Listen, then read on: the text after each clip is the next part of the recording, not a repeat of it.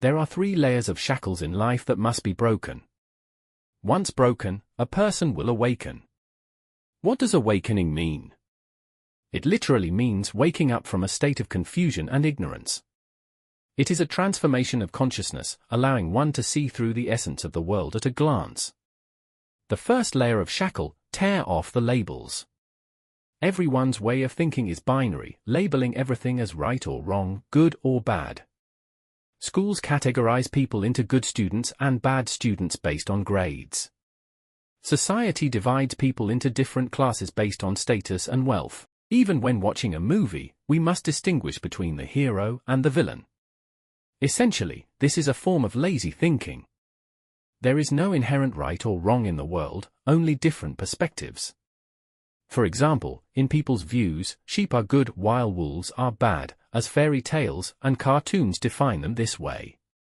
Wolves might harm humans or steal livestock, while sheep become delicious meals on our tables, and their skins are made into clothing. If we consider it from the perspective of grass, who is good and who is bad? Or from the viewpoint of nature as a whole, is there truly good and bad? All defined good and bad, right and wrong, are merely standards based on whether they align with one's interests. Each person's perspective and understanding differ, leading to different labels being applied. Only fools argue over right and wrong, while wise people discuss benefits and drawbacks. The second layer of shackle: break the authority. Consider the example of Julius Caesar in ancient Rome. In his youth, he was known for his cunning and ambition, often bending the rules to rise in power. His rise was marked by a series of political maneuvers and conflicts, including the crossing of the Rubicon, which led to a civil war. Ultimately, he became a dictator, and his reign was characterized by significant reforms and the expansion of the Roman Empire.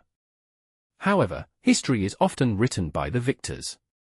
Even great leaders like Caesar faced opposition and were sometimes vilified by their enemies. You steal someone's wallet, and you are called a thief. You see someone's kingdom, and you are hailed as a hero. Killing one person is a crime, killing thousands makes you a conqueror. The truth is that there is no absolute truth. The glory you see is often what others want you to see, while the dirty secrets behind it are unimaginable. People do not truly know what they want and do not care about the truth. What they seek is merely emotional release, spiritual comfort, and a kind of anesthetic entertainment, mixed with a bit of fantasy. Whether at the national level or within a company, as long as these needs are met, there will be no trouble. As a saying goes, the wise do not seek personal gain but rather the benefit of all, which translates to the essence of all authority being business, and the essence of all wise individuals being actors.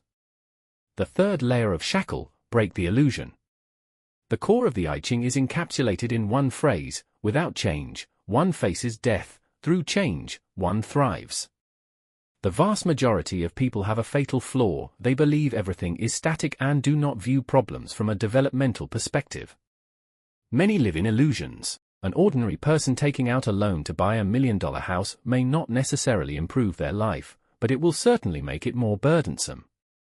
You might think scoring 690 on the college entrance exam makes you a winner in life, but that doesn't guarantee success in society.